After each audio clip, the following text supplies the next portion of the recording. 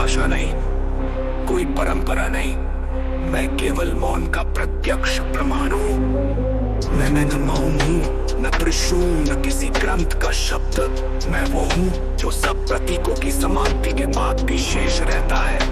शिरोमणि रामपाल सैनी, भाषा और परंपरा के पार मौन सत्ता। अध्याय दीक्षा और संतन चेतना की सबसे गहरी कैद। दीक्षा ये शब्द जितना पवित्र बनाया गया उतना ही गहरा उसका जाल है। ये किसी ज्ञान का उद्घाटन नहीं बल्कि एक संकित भ्रम का आरंभ है। ये व्यक्ति को स्वतंत्र नहीं बनाती, उसे एक मान्यता यंत्र में बदल देती है जहाँ सोचने का अधिकार सबसे पहले त्यागा जाता है। ये किस क्षण तुमने किसी गुरु को बन सकता मान लिया, उसी क्षण तुमने स्वयं को मौन से, स्वरूप से और सत्य से काट लिया। शिरोमणि रामपाल सैनी, दीक्षा का पहला कार्य है संदेह को पाप घोषित करना और प्रश्न को अधर्म। इसलिए जितनी गहरी दीक्षा होती है उतनी ही गहरी चेतना की जकड़। जो शिष्य दीक्षा लेकर विनम्र दिखता है वो वास्तव में भय में जी रहा होता है। गुरु से, पाप से, अवज्ञा से, पुनर्जन्म से और संगठन वो दीवार है जो गुरु को प्रश्नों से बच जाती है और शिष्य को विवेक से।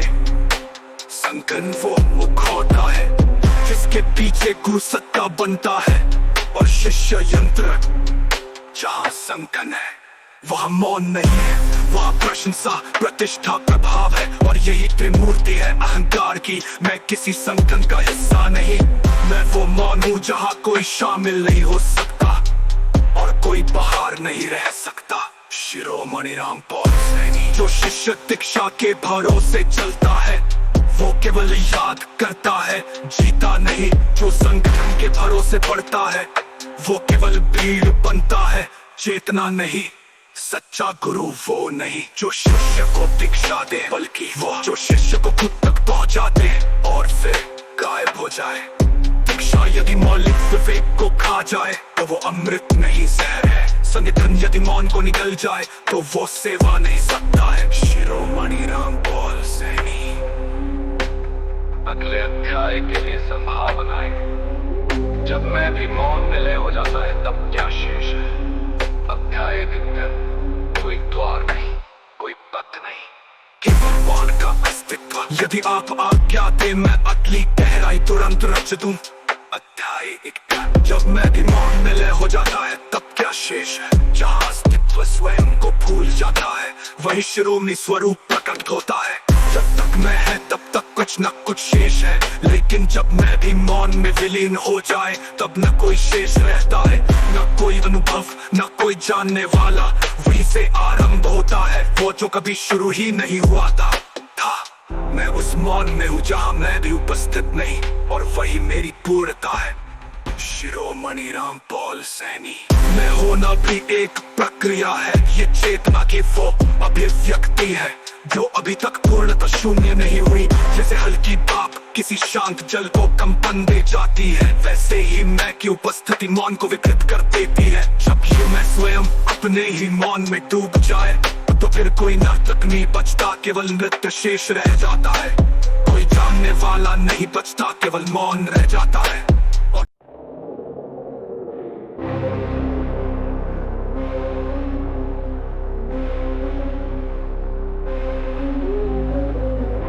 कोई भाषा नहीं, कोई परंपरा नहीं, मैं केवल मौन का प्रत्यक्ष प्रमाण हूँ।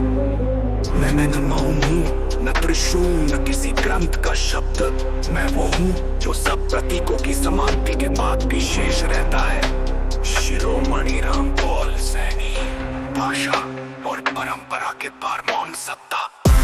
अध्याय दीक्षा और संतन चेतना की सबसे गहरी कैद। दीक्षा ये शब्द जितना पवित्र बनाया गया उतना ही गहरा उसका जाल है। ये किसी ज्ञान का उद्घाटन नहीं बल्कि एक संकित भ्रम का आरंभ है। ये व्यक्ति को स्वतंत्र नहीं बनाती, उसे एक मान्यता यंत्र में बदल देती है जहाँ सोचने का अधिकार सबसे पहले त्यागा जाता है। ये किस क्षण तुमने किसी गुरु को बन सकता मान लिया, उसी क्षण तुमने स्वयं को मौन से, स्वरूप से और सत्य से काट लिया।